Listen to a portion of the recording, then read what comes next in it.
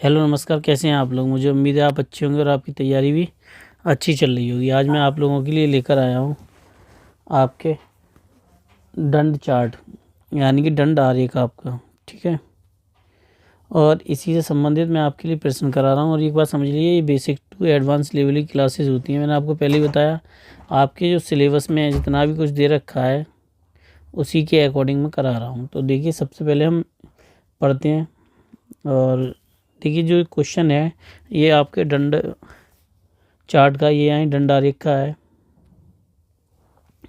तो इसमें आपको सबसे पहले ये है कि ग्राफ समझ में आना चाहिए। अगर आपकी समझ में ग्राफ नहीं आ रहा है तो थोड़ी सी परेशानी हो सकती है फिर आपके लिए। तो वही मैं आप लोगों के लिए करा रहा हूँ। तो देखिए, सबसे पहले कुल परिवार की, पहले यहाँ से स्टार्ट करते हैं। कुल परिवार के औसत से कम अंश वाले परिवारों का संख्या औसत की संख्या से क्या अनुपात है। ठीक है, पहले तो सबसे बड़ी बात यह है कि औसत आपको पता होना चाहिए, परिवारों का औसत क्या है, परिवार का औसत। ठीक है, परिवार का जो औसत है वो पता होना चाहिए। तो देखिए, यहाँ पे सबसे पहले परिवारों का औसत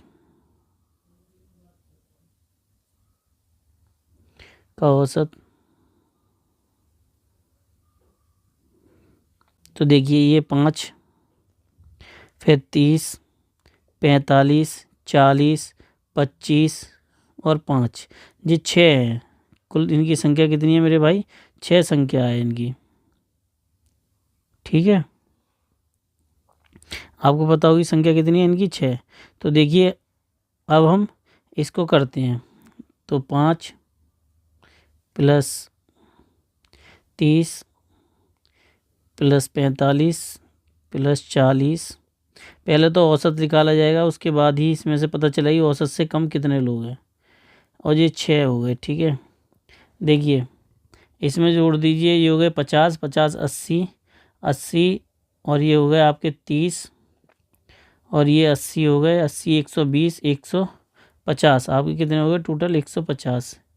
6 दूनी 12 और 6 पंजे 30, 25 लिख ले। यानी इनका औसत कितना निकला भाई? 25। अब वो ये पूछ रहा है औसत से कम, तो 25 से जितने परिवार कम है, तो सबसे पहली बात ये है कि देखिए मैक्सिमम जो है वो आपकी कितना है, यहाँ पे ये रहा आपका, ये निकल के आया है 25। यानी 25 से जितने कम है, तो ये परिवार है 5, 5 ही ये हैं। तो कितने हैं सब टोटल? औसत से कम, यहाँ पे आप समझ लीजिए औसत से कम, औसत से कम। तो भाई कैसे हैं वो? 10 हैं, 5 और 5 मैंने बता दिया, 5 ये हैं भाई और 5 ये हैं। कितने हो गए? 10। अब इनको देखिए, अब वो ये कह रहा है कि इसमें क्या पूछा है, का अनुपात ज्ञात कीजिए। भाई क्या पूछ रहा है आपसे? अनुपात ज्ञात कीजिए। तो अनुपात के लिए सीधी सी बात है, 10/25, 5 दूनी 10, 5 25, 5/2/5, ये आपका आंसर हो गया पहले वाले का। 2/5 कहीं आ रहा है भाई? 2/5 आपका ये रहा, सी वाला ऑप्शन। ठीक है, अब देखिए हम इसमें अगला क्वेश्चन करते हैं, इसका सेकंड वाला पार्ट। ये भी बिल्कुल सेम है। देखिए वो बाकी तो आप अपने आप लगाया कीजिए। ठीक है, फर्स्ट वाले का आंसर मैंने बता दिया, अब सेकंड वाले की ओर बढ़ते हैं। वो ये कहता है, सेकंड वाला आपका, 4 से ज़्यादा सदस्यों वाले परिवारों का प्रतिशत क्या है? 4 से ज़्यादा सदस्यों वाले परिवारों का औसत क्या है? जो 4 से ज़्यादा हैं उनका औसत क्या है? तो देखिए, जो 4 सदस्य हैं उनसे ज़्यादा वालों का औसत क्या है और कुल परिवारों की संख्या कितनी है। तो इसका सबसे बढ़िया तरीका ये है कि देखिए, 4 से ऊपर ये 5 है तुम्हारे, 25 है। ठीक है, वो ज़्यादा पूछ नहीं रहा है, औसत 4 सदस्यों से ज़्यादा वाले, यानी 4 जो सदस्य हैं उनसे ज़्यादा वालों की संख्या पूछ रहा है। तो देखिए, परिवारों की संख्या, 4 सदस्यों से ज़्यादा वाले परिवारों की संख्या काउंट कर लीजिए। आपकी औसत कितनी निकल के आई थी? 25 पे भाई मेरे। ठीक है, अब देखिए इसमें वो ये पूछ रहा है अगला कि कुल परिवारों की संख्या कितनी थी भाई मेरे? कुल परिवारों की संख्या कितनी थी जो निकाली थी हमने? 150। मैंने पिछले वाले क्वेश्चन में बता दिया था। ये सेकंड क्वेश्चन है। तो अब देखिए, आप परसेंटेज कैसे निकालते हैं मैंने आप लोगों के लिए पहले ही बताई थी। अब ये रहा, ये देखिए 5 और ये 5, ये 1 5 है, इनका औसत निकालना है, समय खाली, तो कितने हो गए 30। तो आपके कितने हो गए 30/150, 0 से 0 कट कर दीजिए।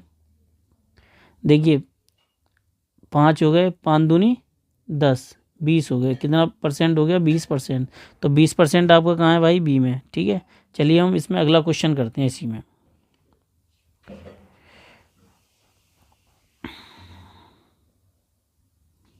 देखिए कोई क्वेश्चन करने से पहले उसके बारे में हमें थोड़ा बहुत बेसिक नॉलेज होना भी बहुत ज़रूरी है। जब तक हम उसकी बेसिक नॉलेज नहीं रखेंगे तब तक हमें उस क्वेश्चन के बारे में कुछ खास पता ही नहीं चलेगा। देखिए हम दंड को सही से समझाएंगे तो हमारी समझ में आएंगे, बाकी हम समझ लेंगे नहीं तो समझ में नहीं आएंगे वो। इसमें कोई बड़ी बात तो नहीं है। अब ये कहता है, ये देखिए इनका सबका दे रखा है। अप्रैल 500 बिक्री जो लाख में हुई है, फिर 4 लाख में हुई है, और जून में आपके 8 लाख में हुई है, फिर 10 लाख में हुई है। सॉरी, ये ऐसे करके आप देखते रहिए तो इसमें आपको सब समझ में आ जाएगा। तो वो ये कहते हैं, देखिए क्वेश्चन में ये कह रहा है कि किस अवधि में बिक्री में समान वृद्धि हुई है। जो 1 से R1 हो उसमें वो पूछ रहा है कि समान वृद्धि किस में हुई है, जिसमें एक समान वृद्धि हुई हो, यानी कोई डिफरेंस नहीं आया हो। तो देखिए सबसे पहले हम यहाँ से देखते हैं। ये देखिए 8, फिर हो गए आपके 10, फिर हो गए आपके 12। तो सब में कितने का अंतर है मेरे भाई, 2 का। तो इसमें आपको एक बात क्लियर पता चल गई कि जून से अगस्त के बीच में, जून से अगस्त के बीच में, यानी कि तीसरे का जो आंसर होगा वो कितना होगा भाई मेरे, आपका सी। क्योंकि जून और अगस्त के बीच में क्या है, बिल्कुल समान वृद्धि है, समान वृद्धि हुई है, क्योंकि 2 का अंतर है। ये बात आपको क्लियर हो गई, समान वृद्धि हुई है। ठीक है, अब इसमें हम नेक्स्ट क्वेश्चन पढ़ते हैं, चौथा। देखिए क्वेश्चन तो सब एक से ही होते हैं लगभग, थोड़ा सा उनमें अंतर होता है, तो वो हमें थोड़ा सा ध्यान रखना पड़ता है। अब वो ये कह रहा है कि निम्नलिखित में महीनों में से किस महीने में पिछले महीने की अपेक्षा बिक्री सबसे अधिक हुई है, यानी कि पिछले महीने की अपेक्षा सबसे अधिक बिक्री हुई है, वो ये पूछ रहा है। तो हम सबसे पहले देखिए कोई भी निकाल लीजिए जिसमें एक औसतन पता चलता रहे हमें। तो एक बात समझ लीजिए, आपका क्या नहीं हो सकता भाई, ये नहीं हो सकते, क्योंकि वृद्धि की बात है। यहाँ 500 थे, यहाँ पे भाई 400 रह गए। ठीक है, तो ये दोनों तो कैंसिल हो गए। ये बात आपको डाटा एनालिसिस में समझ में आनी चाहिए, कि डाटा देखते ही समझ में आ जानी चाहिए कुछ चीज़ें। अब रह गया आपके पास जून। अब चौथे नंबर का क्वेश्चन है, देखिए जून। जून आप, अब जो जून है वो आप देख लीजिए। अब जून में जो आपकी वृद्धि हुई है, जो जून में बिक्री हुई है वो कितनी हुई है, 800। उससे पहले वाले में कितनी हुई थी, 400। तो टोटल कितना बचा, 400 आपके पास। ठीक है, 400 लाख रुपए। ठीक है, वो तो बाद की बात है। अब पढ़ते हैं हम जून के बाद जुलाई। तो भाई जुलाई में देख लीजिए, जुलाई में आपकी 1000 हुई है और जून में आपकी 800 हुई है। जुलाई में भाई आपकी 1000 हुई है और जून में आपकी हुई है 800। ये वृद्धि तब पता चलती है जब अगले महीने को निकालते हैं हम, यानी कि इससे जब ऊपर बढ़ते जाएंगे तो हमें पता चलता जाएगा। अगर कोई नीचे की ओर आ गया तो समझ लीजिए उस महीने को काउंट नहीं करेंगे हम। तो कितना हुआ, 100। अगला हम पढ़ते हैं अगस्त, 100 लाख रुपए अगस्त लेते हैं। अगस्त में आपके देखिए भाई 1200 और पिछले महीने में हुई है 1000। तो कितने का अंतर हुए, 200 का। अब वो ये पूछ रहा है कि सबसे अधिक बिक्री किस में हुई है। सबसे अधिक बिक्री किस में हुई है भाई, एक बात समझ लीजिए, यहाँ से ये डाटा क्लियर हो गया। सबसे अधिक किस में हुई है भाई, आपके जून में। ये आप डाटा देखते ही पता कर लोगे, लेकिन इसके लिए आपको थोड़ी सी प्रैक्टिस करनी होगी। अब चलिए हम 5वें क्वेश्चन की ओर बढ़ते हैं। इसी में भाई करना ना करना आपके ऊपर है, मैं तो आपको प्रैक्टिस करा रहा हूँ। ये प्रैक्टिस ही मानिए, बेसिक से ही करा रहा हूँ, बाकी तो आपको सब कुछ समझ नहीं होगा। ठीक है, आप स्क्रीनशॉट लेकर भी इनसे थोड़ा सीख सकते हैं, प्रैक्टिस कर सकते हैं। कंपनी का औसत मासिक बिक्री क्या है, कंपनी की औसत मासिक बिक्री क्या है भाई, इसमें कोई बहुत बड़ी बात नहीं है। बस ये डाटा लीजिए यहाँ से और औसत निकाल दीजिए, काउंट कर लीजिए। पहले 1 2 3 4 5, कुल पदों की संख्या 5 हो गई। ठीक है, अब सबसे पहले औसत के लिए मैंने बता दिया, ये 5वां है। जो लोग फ्री नहीं पढ़ना चाहते, मेरी समझ में नहीं आती, वो क्या करेंगे, औसत 500 प्लस 400 प्लस आपके 800 प्लस 1000 प्लस 1200 बटे 5। जोड़ दीजिए भाई, ये दोनों हो गए 2000 और ये हो गया आपके 900, 1900, 1900 और ये हो गया आपके 3900, 3900 बटे आपके 5, इससे भाग दीजिए, 5 सत्ते 35, बचे 4, 5 अट्ठे 40, आपके हो गए 780 लाख रुपए। ठीक है, 780 लाख किस में आ रहा है भाई? 780 लाख आ रहा है आपके सी में। तो इसका आंसर क्या हो गया भाई? सी है। 5 में का क्या है भाई? सी। अगले क्वेश्चन की ओर बढ़ते हैं। भाई मैं तो आपको पहले ही बता चुका हूँ कि आप नहीं पढ़ोगे तो आपकी माने नहीं पढ़ना है, तो भाई मैं तो फ्री पढ़ा ही रहा हूँ। मई से अगस्त में हुई बिक्री कितनी गुनी है? छठा क्वेश्चन क्या कह रहा है? मई से अगस्त में हुई कितनी गुनी वाली बात आ गई। तो भाई देखिए, मई में पहले सबसे पहले आपको पता होना चाहिए कितना है भाई, उसके बाद ही आप कुछ कर पाएंगे। छठा क्वेश्चन, ठीक है। मई में आपका कितना है? 400। मई में कितना है? 400 लाख। और फिर है अगस्त में आपके, ठीक है भाई मेरे, अगस्त में आपका कितना है? 1200। तो भाई गुना निकालने के लिए क्या करना है? बस भाग ही तो देना है, तो भाग दे दीजिए। 1200 बटे 400, 0 0 को 4 दिया 12। ये जो क्वेश्चन है ना, सब आए हुए हैं ईयर वाइज। मैंने ईयर को हाइड कर रखा है कुछ वजह से, लेकिन सब आए हुए हैं पिछली वर्षों में। तो ये कितने हो गए? 3 गुना। ठीक है, चलिए हम नेक्स्ट क्वेश्चन की ओर बढ़ते हैं। इसी टाइप के क्वेश्चन है वो भी, है ना। तो चलिए हम इस क्वेश्चन को करते हैं। दिए गए वर्षों में कितने वर्षों का उत्पादन औसत उस उत्पादन से कम रहा? औसत उत्पादन से कम रहा। तो देखिए, औसत उत्पादन तब लिख लेगा जब हमारे पास सब टोटल वैल्यू होगी। तो छठे का छठा कर रहे हैं हम लोग। तो इसमें देखिए, सबसे पहले औसत के लिए मैंने बताया था कि देखिए औसत बहुत इंपॉर्टेंट चीज़ है। कुल पदों, कुल समूहों का योग यानी कुल संख्याओं का योग बटे कुल पदों का योग, ये होता है 40, 45, 20। ये देखिए ये वाले नंबर 40, 45, 20, 70, 80, 45, 30, है ना। ठीक है, 45, 20 आपके 70, 80, 45 और 30। ठीक है, बटे आपके टोटल पद कितने हो गए? 7। ठीक है भाई,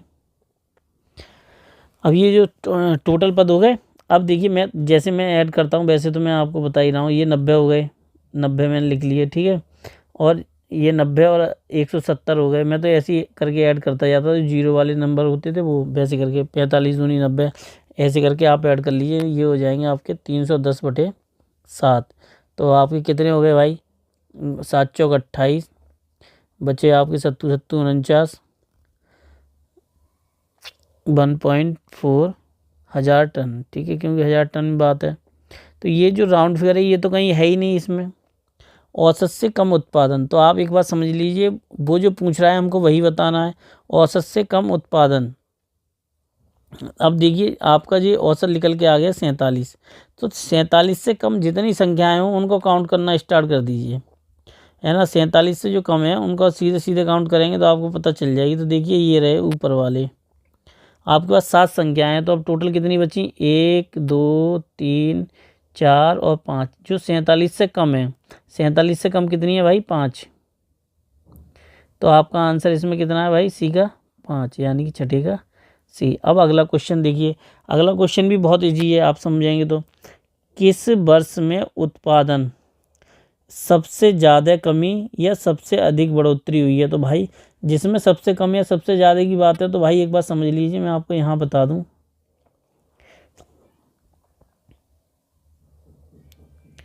देखिए ये रहा 20 और ये रहा 70, दोनों के बीच में कितना डिफरेंस है भाई? 50 का। तो सबसे कम या सबसे ज़्यादा इन्हीं के बीच में हुआ है। किस में हुआ है? 2011 में। तो 2011 के लिए अब देखिए 7वां क्वेश्चन है। तो 7वें क्वेश्चन के लिए तो देखिए जो 7वां क्वेश्चन है इसमें सबसे कम और सबसे ज़्यादा की बात है। तो सबसे जो है वो क्या है आपके 70 - 20 बटे 50। ठीक है, तो ये 50 है और सबसे कम क्या है भाई? आपके 20। तो क्या हो गया? 50 बटे 20 इंटू 0 0। तो भाई 0 से 0 5 दूनी 10। इसका कितना हो गया? 250%। कितने परसेंट की वृद्धि हुई है भाई? 250% की। लेकिन किस में हुई है? 2011 में भाई मेरे। तो इसका आंसर क्या होगा? बी आंसर होगा इसका। ठीक है, अब हम इसमें नेक्स्ट क्वेश्चन पे देखते हैं, इसी टाइप का ही है वो भी। तो देखिए वो क्या कहता है क्वेश्चन अगला वाला,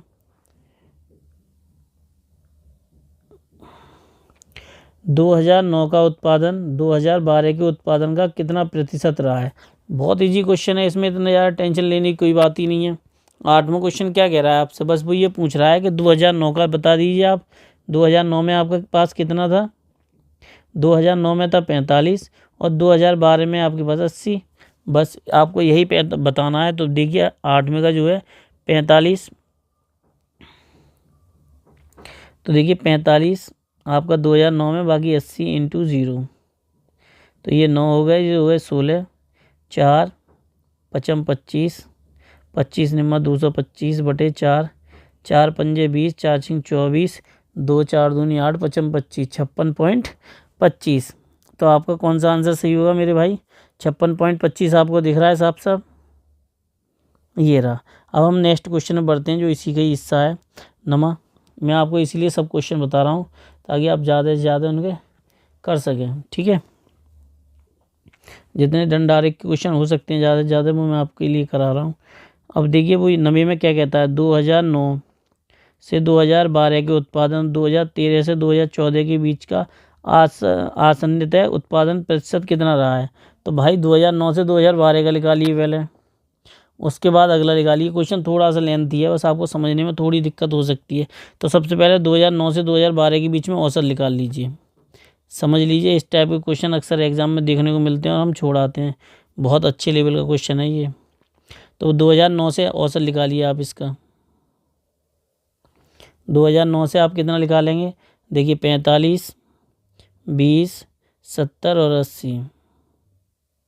ये रहा आपके 2012 तक का डाटा, ठीक है। ये रहा आपके यहाँ से 2009 से ये रहा। तो अब ये कितने हो गए आपके, 4 हो गए। तो इनको सबको जोड़ लीजिए, 70, 90, 90 और 70 225, यानी कि ये हो गए 215 आपके बटे 4। वो 4 चौक 16, 53.75 भाग दीजिए, आपको निकल के आ जाएगा, ठीक है। अब 2013 से 2014 के बीच में, तो देखिए मैं